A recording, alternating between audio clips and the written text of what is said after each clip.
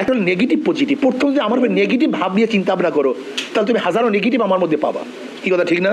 আর positive মেজাজ নিয়ে যদি চিন্তা ভাবনা করো, তাহলে হাজারো পজিটিভ আমার মধ্যে পাবা। তোমার সেন্সটা কি?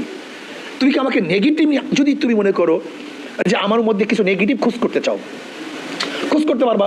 যেমন ধরে না, আমি বক্তৃতা করতেছি, বলবো যে হুজুরে মুরব্বী মানুষ তার সামনে হাত নাড়ায় কথা বলতেছে কেন, এটা তো বেয়াদবি। কি নেগেটিভ আছে কি নেই? এক হাত নাড়ানো, যার নেগেটিভ সেন্স সে কি দেখছে? নেগেটিভ দেখছে। কিন্তু তোমাদের মধ্যে পজিটিভ সেন্স আই মিয়া, তুমি জানো না যে বক্তৃতার সময় হাত না নাড়ালে বক্তৃতা আসে না? একই হাত নাড়ানো, সেন্স দুই দরকার। যার নেগেটিভ সে নেগেটিভ পেয়েছে, আর যে পজিটিভ একই হাত নাড়ানো। অর্ধ কাপ চা যেখানে ঠিক থাকে, বলে অর্ধেক কাপ চা নিয়ে আসছো, আর যে পজিটিভ অর্ধপূর্ণ, একই অর্ধেক কাপ চা, কিন্তু সেন্স ভিন্ন। যে ভালো দৃষ্টিতে দেখে তার সেন্স থাকে এক ধরনের, যে খারাপ দৃষ্টিতে দেখে তার সেন্স থাকে ভিন্ন ধরনের।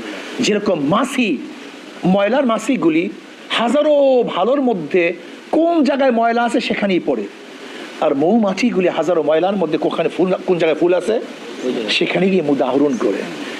এটা হলো নেগেটিভ পজিটিভের তোমার সেন্সটা কি।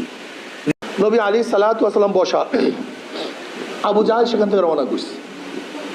মোহাম্মদ তুমি এত নিকৃষ্ট, এত কালো, এত কুৎসিত। নবী আলাইহিস সালাতু ওয়াস সালাম, আপনি ঠিকই বলছেন, আপনি ঠিকই বলছেন।